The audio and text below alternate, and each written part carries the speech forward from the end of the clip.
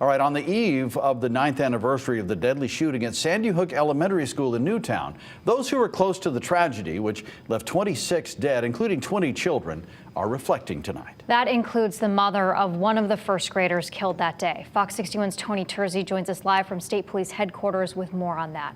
Tony. We're here at State Police headquarters because they are, of course, are on top of these threats statewide, and they tell you parents, please be on top of your kids' social media.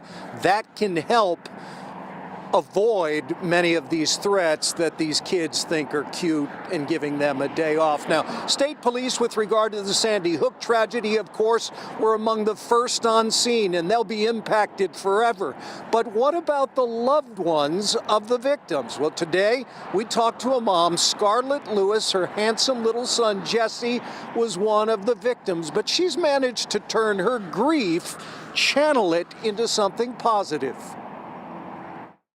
Scarlett Lewis says 9 years later, she's still amazed at how fresh and raw her pain is. I still cry every day, but I think that I process my pain through action. She created the Jessie Lewis Choose Love movement in memory of her son. Sharing Jesse's story and creating programming that can reduce and prevent the issues that we're seeing, including violence, substance abuse, and mental illness. We've had 350 school shootings in the past 9 years since Sandy Hook. We've had 28 this year alone. We have a behavioral health crisis among our adolescents. But that Yale doctor says there's been great progress in the 9 years since the Sandy Hook tragedy in terms of addressing access to firearms by youth and by those who have significant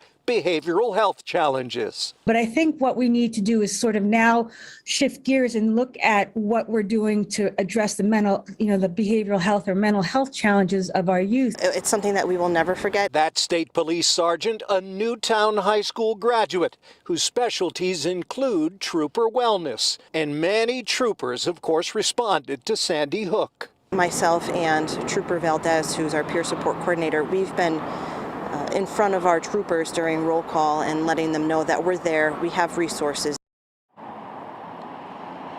Understandably, Sergeant Geltema even got a little bit emotional during our interview today, thinking back to what that day was. She said she felt helpless because she couldn't get to Sandy Hook. She was home caring for her 2-year-old son at the point.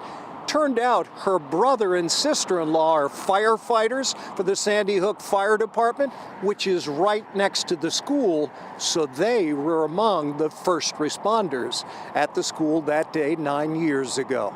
We're live outside State Police headquarters. Tony Tersey, Fox 61 News.